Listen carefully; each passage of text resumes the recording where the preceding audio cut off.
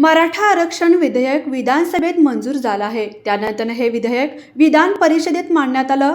विधान परिषदेत देखील हे विधेयक एकमतानं मंजूर झाले. या विधेयकानुसार मराठा समाजाला शिक्षण आणि राज्य सरकारी नोकरीमध्ये 10% आरक्षण मिळणार आहे. हे विधेयक मंजूर झाल्यानंतर स्वराज्य संघटनेचे प्रमुख छत्रपती संभाजीराजे यांनी पहिली प्रतिक्रिया दिली. संभाजीराजे यांनी या संदर्भात एक ट्विट केलं. शिंदे सरकारच्या या निर्णयाचं संभाजीराजे यांनी स्वागत केलंय. मराठा समाजाला टिकणारे आरक्षण मिळावे यासाठी आधी मराठा समाज मागास असल्याचं सिद्ध करणे गरजेचं होतं. त्यासाठी शासनाने राज्य मागासवर्ग आयोग गठीत करून मराठा समाज मागास असल्याचं सिद्ध करावे ही मागणी घेऊन मी गेल्या 2 वर्षापासून पाठपुरावा करत होतो. शासनाने ही मागणी मान्य करत मराठा समाजाच्या मागासलेपणाचे सर्वेक्षण करून मराठा समाजास आरक्षण लागू केले. याबद्दल मी मुख्यमंत्री एकनाथजी शिंदे व राज्य सरकारचं विशेष आभार व कौतुक करतो.